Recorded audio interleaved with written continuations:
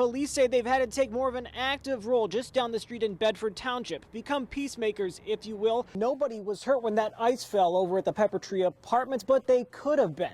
Even if Hillary Clinton were to somehow take both of those states, it would still not be enough to overcome Donald Trump's lead in the Electoral College. Well, they just cleared this scene moments ago. All that remains is this police caution tape that was crossing off this intersection. Where, believe it or not, this right here, this truck on its side is the least of the True Blue Blueberry Farms worries. Because of the darkness and the cold, the search tonight will take on a far different look from the search earlier in the day. The other suspect, Donovan Foster, had his bond set at approximately $5,000. The magistrate clearly not seeing him as big as a potential danger. And now this new report uncovered by the News Channel 3 I-Team shows U.S. postal policy could be putting postal workers who work at thousands of facilities just like this one at risk. Investigators say although there were no fatalities and it's all cleaned up right now, there's still a cautionary tale. She seemed to imply that testifying today was more than worth it. Now things became very emotional inside that courtroom, and we'll tell you why coming up at 6. A university spokesperson tells me the university did receive a generic email warning WMU about former player Bryson White before he stepped foot on campus.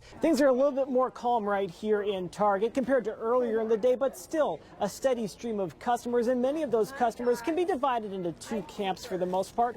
Okay, moment of truth, here we go. The Remington 7600, with a few clicks of a mouse, arrange a meeting in a parking lot, it can be yours. No background check, no questions asked, just turn over the cash.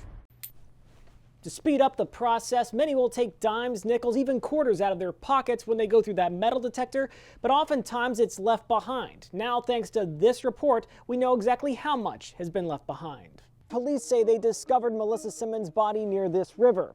About 6 miles away from her home, they say because her body had been in the elements for so many days, they had to identify her by the jewelry she was still wearing. The I-Team wondered exactly who is policing the police. Chief Hadley says they are audited by the FBI and state of Michigan from time to time, and through a Freedom of Information Act request, we soon learned that some officers and others seem to be playing by their own rules. She then hit the gas and drove right onto M66. Officers tried to deploy spike strips, just missing the car, but eventually she pulled over. Right here is about as close as we can get to the site of the former Big Rock Point nuclear plant in Hayes Township. It's completely gone now, with the exception of a very secure area where they keep the spent nuclear fuel. Many of those drug dealers don't have to leave their home, or for that matter, their computer desk, just to get the carfentanil. Right over here is one of the many websites that makes these purchases possible. Throughout our investigation, we were surprised to learn these trips have been happening for years, but in the last few years, they've really picked up, the tab picked up by us, and the cost can add up fast. A phone call to the I-Team piqued our interest. Someone in St. Joseph County wondering why the St. Joseph ISD superintendent was going on so many trips. Through a Freedom of Information Act request to St. Joseph ISD, we confirmed Barbara Marshall had been doing a lot of traveling, approximately $30,000 worth of traveling since 2011, going to San Diego, Australia, even China. We asked Marshall about the trips. How would you explain these trips to the layperson? Well, first, it's not a trip. It's a professional development conference. While digging through the receipts from all of these professional development conferences, the I-Team learned Marshall also expensed various meals. In this case right here, about $21 for pecan duck. In this case right here, about $10.50 for prawn cocktail. But again, Marshall says that oversimplifies things, saying one of the conferences helped her secure a sizable grant for the district. But still, the I-Team was curious about the conferences she attended overseas. What did you bring back from this conference in particular, China? Sometimes it's not what you bring back, but it's what you really can say, I'm glad we do it this way instead of the way they do it. Marshall is not alone, but is spending more than other superintendents I-Team researched. Since 2011, the I-Team learned Allegan's ISD and administrators went on approximately $12,000 worth of out-of-state development trips. In Van Buren ISD, the superintendent went on $10,000 worth of trips. Calhoun ISD, about 6,000. For Branch ISD, the special ed super spent about 1,000 on an out-of-state leadership seminar, while the superintendent told us, quote, "I've been at BISD for nearly 7 years and haven't taken an out-of-state trip that was paid by BISD in that time." Back at St. Joe ISD, Marshall wasn't fazed by traveling more than others. I'm a lifelong learner. I really can't function well on my job if I don't have the ability to go out and research and be with other people who are putting great programs in place. In Lansing, Chris Wygent is the director of the Michigan Association of School Administrators. He's defending the cost of the trips, saying travel is necessary for superintendents, that the conferences help them network and bring ideas back to Michigan. But he also understands how many parents might be surprised by the cost of the trips in an age of tight school budgets, reduced state aid, and cutbacks. It's a fine line between spending money on professional development and staff, but it doesn't mean that we shouldn't have any professional development at all and support the status quo. People aren't doing this in secret. But the I-Team had trouble finding any records of trip specifics or costs in St. Joseph ISD's meeting minutes or agendas. It's something we asked the superintendent about. Do you think it should be? I don't think that it's necessary. I think the bigger piece is that we try to make sure that the people here at the ISD have the kind of professional development and training they need to have to be able to help districts succeed. We need to underscore the St. Joe ISD superintendent is not the only district pursuing these out-of-state and out-of-country trips. And according to the Michigan Association of School Administrators, these trips can also be funded in part by grants. In the studio, I'm Cody Combs. All Michigan law enforcement agencies have strict rules about when all of your personal information can be accessed, but even with those rules, we found proof that some are abusing the system. If you've ever been pulled over for speeding, you know the drill. You hand over the license and the officer enters your info into this computer. It's connected to the Law Enforcement Information Network, LEANS for short. Kalamazoo Police Chief Jeff Hadley explains what it shows. If you had any outstanding warrants, you didn't pay a fine or whatever the case may be, if you're wanted in another state, because it'll run it through NCIC, which is a National Crime Information Center. It also has your address, height, weight, and eye color, a lot of personal information ripe for the picking. But Hadley says officers must have a reason for looking up the info, ranging from speeding to suspected criminal activity. I think that there may be some misperception that we're Big Brother and we're constantly monitoring people. We monitor people of interest. The average everyday layperson, we don't have the time or capacity to kind of delve into the system to look for whatever is in there. But the I-Team wondered exactly who is policing the police. Chief Hadley says they are audited by the FBI and state of Michigan from time to time, and through a Freedom of Information Act request, we soon learned that some officers and others seem to be playing by their own rules.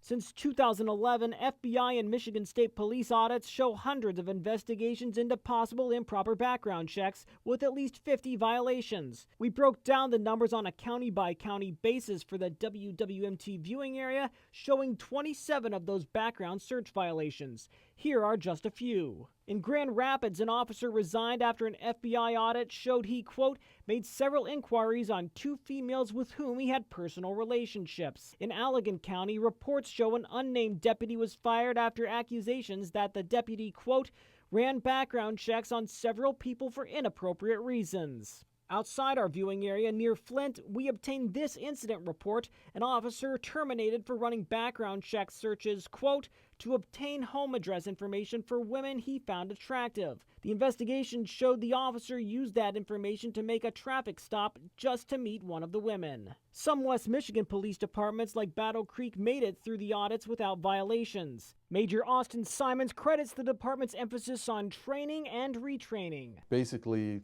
to break it down in layman's terms, we got rules in place that let you know if you're not doing an investigative purpose, you're not to use lean. Over in Kalamazoo, Chief Jeff Hadley could not recall any major violations off the top of his head, while adding policies are in place for those who do abuse the system. They could get written up all the way up to termination, just depending on the nature of the violation. After our interview, we obtained this report from an audit: a KDPS officer receiving written discipline after violating background search rules out of concern for a family member. Hadley correctly points out the number of violations compared with other agencies is very small. You know, you have 200 officers working 365 days a year. There's tens of thousands of queries on a whole wide variety of reasons, issues, and whatnot. But Hadley also acknowledges audits only go so far in bringing the violations to light. He says training officers on policy and trust are the major backstops. I mean, we really don't have any way to you know, like some type of system to know if I'm searching something. I'm not naive to think that it's never happened and could happen either, so.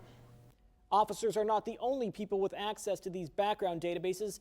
Many of the violations we found revolve around court employees as well, and we talk about those violations on our website, WWMT.com. In the studio, I'm Cody Combs, News Channel 3. I'm told many of those security officers have been okayed to return to work. Others, however, are still on leave. One of those officers affected sent us a letter from the union defending the workers who are accused of not doing the inspections properly. This email, written by the vice president of a union representing Palisades security officers and provided to News Channel 3 by a worker on leave, doesn't mince words. Quote, "We miss you. We're doing everything we can to get you guys back." The union is defending the nuclear plant security officers who are essentially under criticism for possibly not doing fire inspections properly at the plant. They face possible disciplinary action. Quote, "The union will grieve that discipline due to the fact that we have no set guidelines on how to perform fire tours and the lack of training on fire tours." However, a spokesperson for Palisades, Valerie Gent, says that's just not so. Quote, "Each security officer hired to work at Palisades receives extensive training. This includes how to conduct fire tours and patrols. If our internal investigation identifies any elements of that training that can be improved, we will ensure that appropriate changes are made." The union's email also purports to show the plant's efforts at keeping enough security officers on duty during the investigation. The company couldn't afford to pull any more bodies off shift. That seems to go hand in hand with the security officer who wrote on Facebook about our story, quote, "Yup, this is why we've been working 6 days a week." Kevin Camps of Beyond Nuclear, a group critical of nuclear energy, says the investigation is worrisome. I'd have to say, you know, on a good day at Palisades, with the full complement of its security guard force, it still leaves a lot to be desired. But again, the Palisades spokesperson says the plant has more than enough security officers and says of the officers still on leave, quote, "We are looking at each individual on a case-by-case basis, and appropriate personnel decisions will be made at the end of our investigation." That spokesperson also says although the investigation is ongoing, additional training has been provided to those security officers who have since been allowed to return to their posts. We'll have the full Palisades statement on our website, WWMT.com. In the newsroom, I'm Cody Combs, News Channel 3.